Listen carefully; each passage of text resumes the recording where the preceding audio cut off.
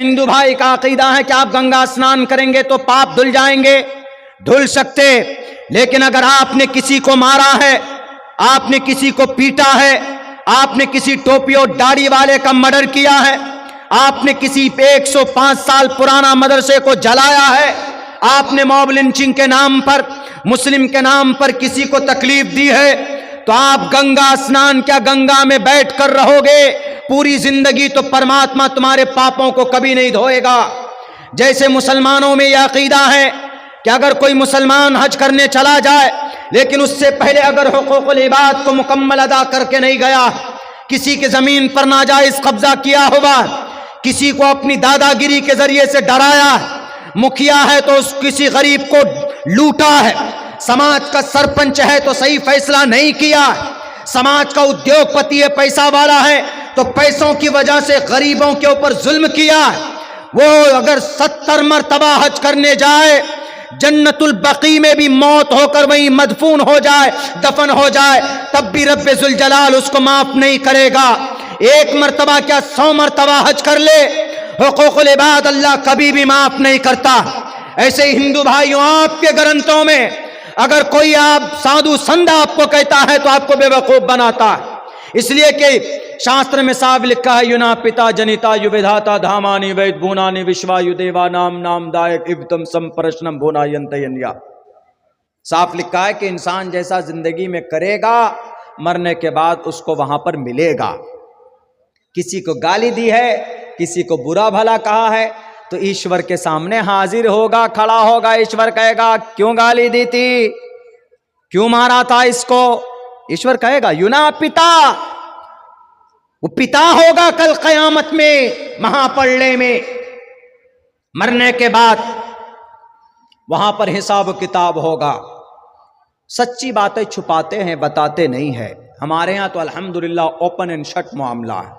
ابھی آپ شریعت کے خلاف کوئی قدم اٹھائیے تو سب سے پہلے ایک دم ہمارے علماء پہنچتے ہیں، قوم اور سماج کے لوگ اس کی اصلاح کی کوشش کرتے ہیں۔ چھپائی نہیں جاتی کوئی بات، شریعت کی کوئی بات چھپائی نہیں جاتی۔ وہ الگ بات ہے کہ مسلمان بے عمل ہے، لیکن یہ ہے کہ ایسا نہیں ہے آج تک کہ ہمارے علماء نے کوئی بات قرآن کی چھپا کر رکھی ہو کہ نہیں اس مسئلے کو نہیں بتائیں گے۔ سینکڑوں علماء ہیں، 8 لاکھ تو حافظ قرآن ہے بھارت میں، 8 لاکھ، لیکن مسلمانوں اتنی صحیح اور اتنی مضبوط گرنتھ ہمارے پاس ہونے کے باوجود بھی اللہ تبارک و تعالیٰ کی مدد نہیں آ رہی ہے۔ وجہ کیا ہے؟ سب سے بڑی وجہ یہ ہے، 2 وجہ سے اللہ کی مدد آتی ہے، ان دونوں میں سے ہم لوگ دونوں میں کمزور ہیں۔ ایک ایمان بالیقین، ہمارا ایمان اللہ پر مضبوط نہیں ہے، صرف اللہ ہے بس، اللہ پر اعتقاد ہمارا کمزور ہے، ایک ایمان کا مضبوط ہونا۔ دوسرے نمبر پر نیک عمل کا ہونا بھی ضروری ہے۔ نماز فرض ہے، تمام مسلمانوں کو نماز پڑھنا چاہیے، روزہ فرض ہے تو روزہ رکھنا چاہیے، حج فرض ہے تو جن کے اوپر جن کو وسعت ہے حج کرنا چاہیے، زکوٰۃ فرض ہے جن کے اندر وسعت ہے زکوٰۃ دینا چاہیے، برے کاموں سے بچنا چاہیے، چغلی سے بچنا چاہیے، غیبت سے بچنا چاہیے، کوریکس سے بچنا چاہیے، سلیسن سے بچنا چاہیے۔ کل ہم نے دیکھا، کل بتایا جہاں ہمارا پروگرام تھا، انہوں نے کہا کہ مولانا یہاں اسمیک کی ڈرگ وغیرہ کی کا نشہ ہوتا ہے، اور ایسے ویسے نہیں، پورے گاؤں کے بچیاں عورتیں نشہ کرنے لگی ہیں۔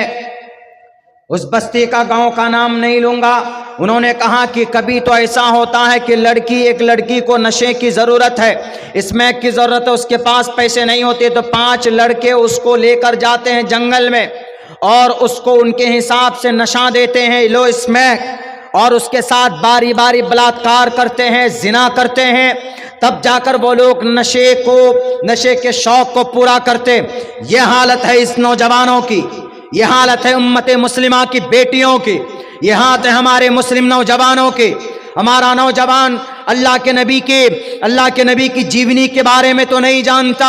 ابھی پوچھ لیجئے کہ پشپا 2 نے کئی کروڑ روپے کمایا تو ابھی آن دا ٹپ آف دا ٹنگ فوراً بولیں گے مولانا 300 کروڑ روپے کمایا۔ ان سے پوچھ لیجئے کہ اللہ کے نبی کتنے دن دنیا میں زندہ رہے، ابھی نانی مر جائے گی ان کی. ان سے پوچھے کہ سلمان خان کے بھائی کا نام کیا ہے, ابھی بتا دیں گے. آپ ان سے پوچھے کہ محمد الرسول اللہ صلی اللہ علیہ وسلم کے بیٹے کا نام کیا ہے, قیامت کی صبح تک نہیں بتا پائیں گے. ابھی ان سے پوچھ لیجئے کہ بھارت کے اندر سب سے بڑا میگا اسٹار کون ہے, ابھی بتا دیں گے آپ کو. یہ ویسے نہیں تو گوگلی کر لیں گے فوراً, اس سے بتا دیں گے.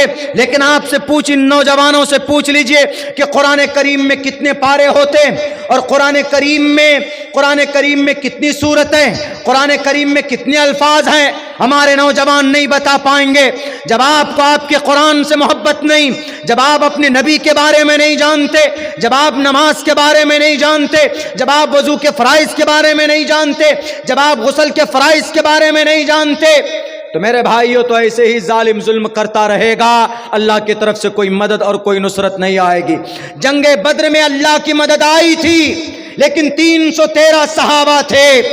اللہ تبارک و تعالیٰ کی مدد غزہ پٹی میں آئی, وہاں پر حافظ قرآن تھے جو راتوں کو موبائل نہیں, جو ہمارا نوجوان راتوں کو موبائل دیکھتا ہے. وہاں اللہ کی مدد آئی, لیکن وہاں پر حافظ قرآن ہے, سر پہ کفن باندھ کر قرآن کریم ہاتھ میں لے کر راتوں کو تلاوت کرتے. وہاں کے چیف آرمی نے کہا, اسرائیل کے چیف آرمی نے کہا کہ ذرا پتہ تو لگاؤ کہ ارے یہ لوگ ہر دوسرے دن تازہ دم ہو کر بندوق صندوق لے کر آ جاتے, ذرا دیکھو تو یہ رات میں کون سی ٹریننگ لیتے ہیں, رات میں کون ان کو ٹرین کرتا ہے, یا کون موٹیویشنل اسپیکر ہے ان کا, یعنی کون ان کو اتساہ, ان کی ہمت بڑھاتا ہے. دیکھو تو ذرا. آہستہ آہستہ چونکہ موساد بھارت کا دنیا کا سب سے بڑا ایسا جاسوس ہے کہ آپ کے بھارت کے اندر, کہ آپ کے یہاں پر بھی محفل میں بھی وہ ہو سکتے ہیں. یعنی سب سے زیادہ خفیہ ایجنسی میں مضبوط موساد ہے, وہ یہ اسرائیل ہی کی ایک ایجنسی. تو انہوں نے جب تحقیق پیش کی کہ اندرونی اعتبار سے کہ یہ اندر میں آخر رات میں یہ کرتے کیا ہیں جو اگلے دن پہلے دن سے زیادہ طاقتور بن کر آتے, ذرا دیکھو تو. تحقیق کی گئی تو رپورٹ سامنے میں آئی کہ یہ مغرب کی نماز پڑھتے ہیں, اس کے بعد یہ کھانا کھاتے ہیں, اس کے بعد عشاء کی نماز ادا کرتے ہیں. عشاء کی نماز ادا کرنے کے بعد صرف ایک کام ہوتا ہے ان کا, کیا نیت باندھتے ہیں اللہ اکبر, اس کے بعد نفل میں قرآن پڑھنا شروع کرتے ہیں تہجد کی نماز میں, اور پھر آدھی رات تک پڑھتے ہیں, کچھ دیر سو جاتے ہیں, اس کے بعد پھر بیدار ہوتے ہیں, جاگنے کے بعد پھر فجر کی نماز ادا کرتے ہیں, فجر کی نماز کے بعد قرآن کریم کی تلاوت کرتے ہیں, تب جا کر اگلے دن سر پہ کفن باندھ کر آتے. کہا کہ ان میں تو کہیں دکھ ہی نہیں رہا ہے کہ بھئی ان کو کہیں سے موٹیویشن ہوا ہو, ان کی کہیں ہمت بڑھائی گئی ہو. تو یہ قرآن پڑھنے میں اتنی طاقت, انہوں نے کہا کہ ان کے پاس ان کا پاور ہاؤس اگر کچھ ہے تو ان کا قرآن ہے. جب تک ان کے بیچ میں قرآن ہوگا, ان سے مقابلہ, ان سے جیتنا اسمبھو ہے, امپاسبل ہے. تب جا کر اسرائیل کے چیف آرمی نے کہا کہ ہم حماس کے نوجوانوں کا مقابلہ نہیں کر سکتے.